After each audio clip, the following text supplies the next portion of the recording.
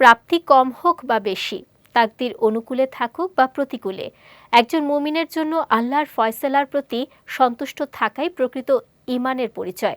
কিন্তু যখন মানুষ নিজের রিজিক ও তাকদির নিয়ে অসন্তুষ্ট হয়, তখন কি তার জীবন থেকে প্রশান্তি ও বরকত হারিয়ে যেতে শুরু করে? প্রাপ্ত রিজিক ও তাকদিরের প্রতি সন্তুষ্ট না থাকার ক্ষতি সম্পর্কে বিস্তারিত থাকছে ডেস্ক রিপোর্টে। মানুষের জীবনে যা কিছু ঘটে সবই মহান আল্লাহর পূর্ব নির্ধারিত তাকদীরের অংশ। সুখ দুঃখ, লাভ ক্ষতি, সফলতা ব্যর্থতা কিংবা রিজিকের প্রাচুর্য ও সংকীর্ণতা সবকিছুই আল্লাহর ইচ্ছা ও হিকমতের ভিত্তিতে নির্ধারিত। তাই একজন মুমিনের অন্যতম গুণ হল আল্লাহর ফয়সালার প্রতি সন্তুষ্ট থাকা এবং সর্বাবস্থায় তার প্রতি আস্থা রাখা।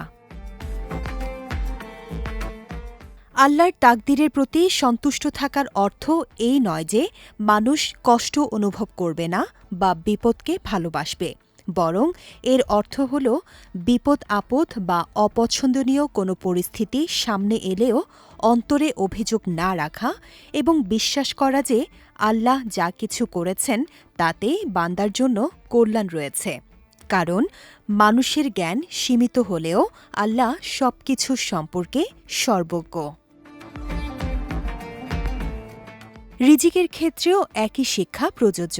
মহান আল্লাহ প্রত্যেক মানুষের জন্য রিজিক নির্ধারণ করে রেখেছেন। কেউ বেশি সম্পদের অধিকারী, কেউ কম। কিন্তু প্রকৃত সফলতা সম্পদের পরিমাণে নয়, বরং আল্লাহর দেয়া নিয়ামতের প্রতি সন্তুষ্টি ও কৃতজ্ঞতায়।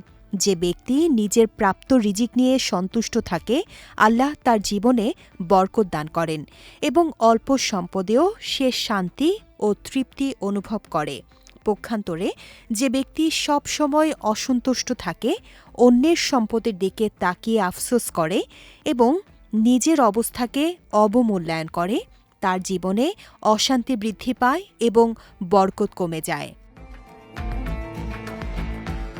রাসূলুল্লাহ সাল্লাল্লাহু আলাইহি ওয়াসাল্লাম বলেছেন, আল্লাহ বান্দাকে প্রদত্ত জিনিসের মাধ্যমে পরীক্ষা করেন। যদি সে আল্লাহর নির্ধারিত বিষয়ে সন্তুষ্ট থাকে, তবে আল্লাহ তাতে বরকত দান করেন এবং বৃদ্ধি করে দেন।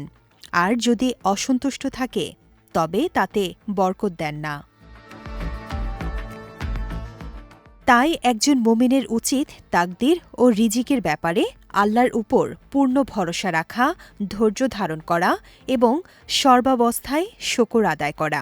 কারণ আল্লাহর সিদ্ধান্তই বান্দার জন্য সর্বাধিক কল্যাণকর এবং তার প্রতিটি ফয়সালার পেছনে রয়েছে অসীম প্রজ্ঞা।